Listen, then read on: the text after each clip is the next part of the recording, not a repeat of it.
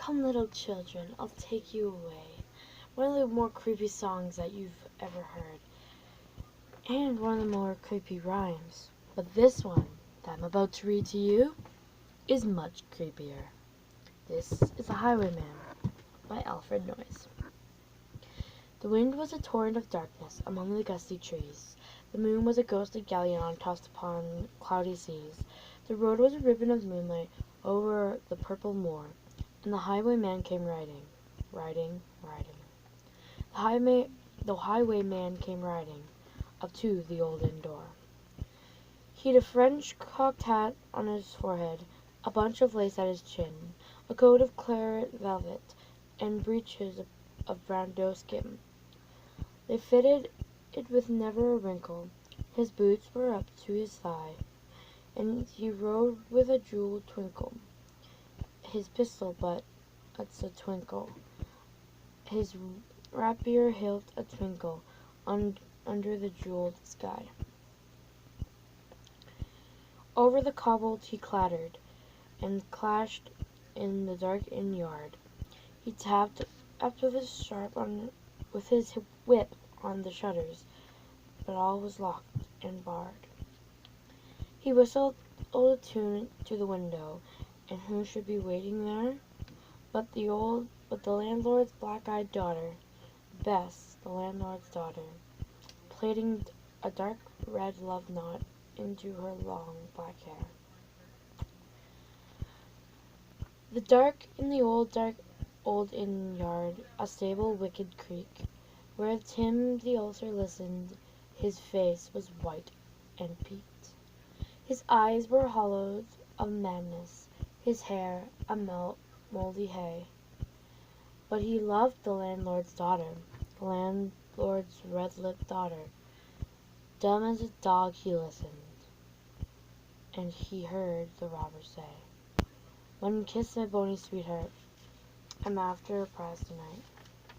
But I'll be back with yellow gold before the morning light. Yet if they press me sharply and harry me through the day, then look for me by moonlight, watch for me by moonlight.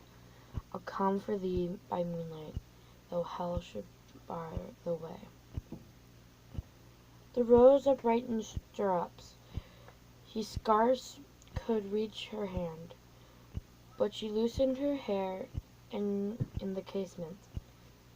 His face burnt like a brand, as black as cascade of perfume came tumbling over his breast, and he kissed its waves in the moonlight, sweet black waves in the moonlight, and he tugged at his rein in the moonlight, and galloped away to the west. He did not come in the dawning, he did not come at the noon, and out of the tawny sunset before the rise of the moon.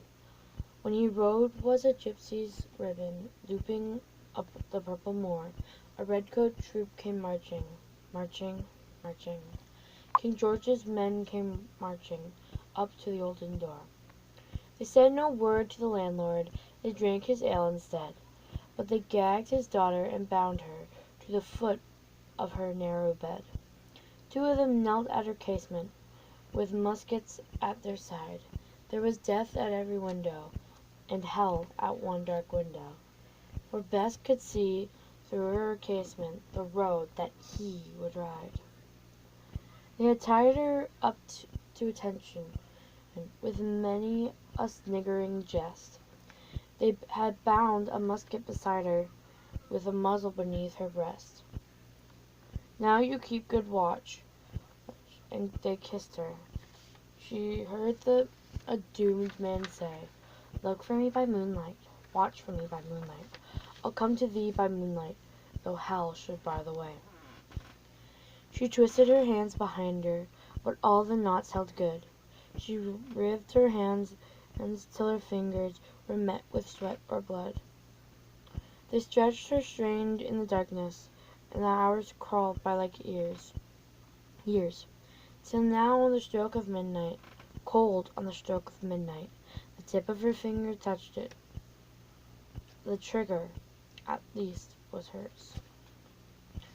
One tip of the finger touched it. She strove no more for the rest.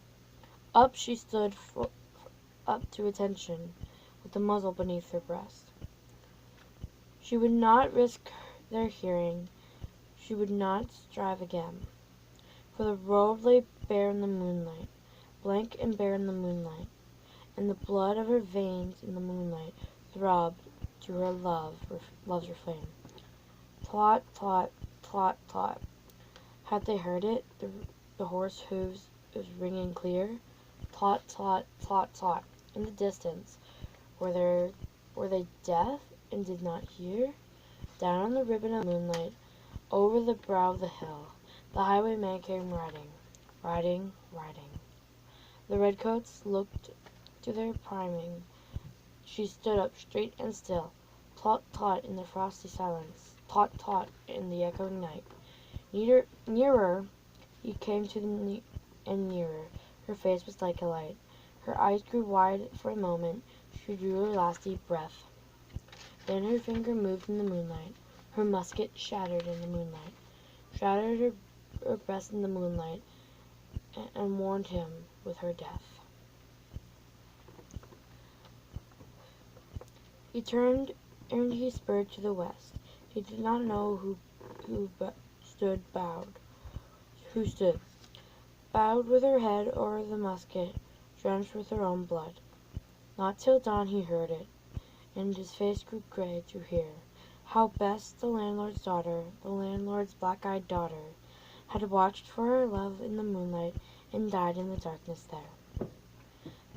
Back he spurred like a madman, shrieking a curse to the sky, with the white road smoking behind him, and his rapier brandished high. Blood-red were his spurs in the golden moon. Wine-red was his velvet coat. When they shot him down on the highway, down like a dog on the highway, and he lay in his blood on the highway, with a bunch of lace at his throat.